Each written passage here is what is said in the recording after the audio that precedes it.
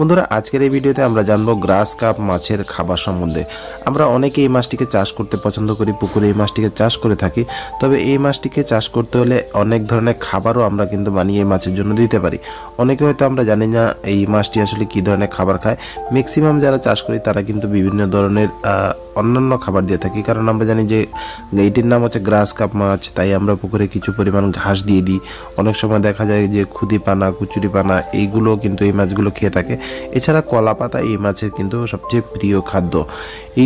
তাই আমরা বেশিরভাগ ক্ষেত্রে কিন্তু পুকুরে কলা পাতা দিয়েই এই গ্রাস কাপ মাছের খাদ্য দিয়ে থাকি। বন্ধুরা, শুধু কলা পাতা দিয়ে যে এই মাছের খাবার হয় বিষয়টি কিন্তু একেবারেই তা নয়। অনেক ধরনের পদ্ধতি রয়েছে যেগুলো মিশ্রণ করে কিন্তু আমরা এই মাছের জন্য খাবার তৈরি করতে পারি। আমি আজকে দেখাবো আপনাদের কোন কোন জিনিস মিক্স করে আপনি চাইলে একটি দানাদার খাবার তৈরি করে এই মাছকে দিতে পারেন, যাতে করে এই মাছের গ্রোথটা আরেকটু বেশি হয়ে থাকে। কলা পাতা দেওয়ার বেশ কিছু সুবিধাও রয়েছে।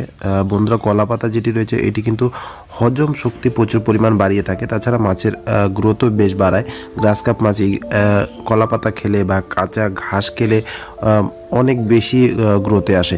তাই কলা পাতা অবশ্যই আপনাকে খাওয়ানো উচিত। তবে সর্বক্ষেত্রে যে কলা পাতা কাজ করে বিষয় কিন্তু তা না। আপনি একটু ভেবে দেখেন, যদি কলা পাতা কি সমস্ত ধরনের গ্রাস কাপ বা সমস্ত সাইজের গ্রাস কাপ মাছগুলো খেতে পারে? অবশ্যই না। আপনি লক্ষ্য করে দেখবেন যে কলা পাতা খাওয়ার জন্যও কিন্তু মাছের একটা সাইজের প্রয়োজন রয়েছে। একদম ছোট আকারে যে মাছগুলো রয়েছে সেইগুলো কিন্তু কলা পাতা খেতে পারে না। এরা সাধারণত অন্যান্য দানাদার খাবার খেতে পছন্দ করে। এছাড়া কিছু খুদি পানা যেটি রয়েছে সেটি যদি আমরা পুকুরে দিয়ে দিই তাহলে দেখা যায় যে ছোট আকারের গ্রাস কাপ মাছগুলো কিন্তু খুব ভালো খাচ্ছে এবং মাছের গ্রোথ হচ্ছে।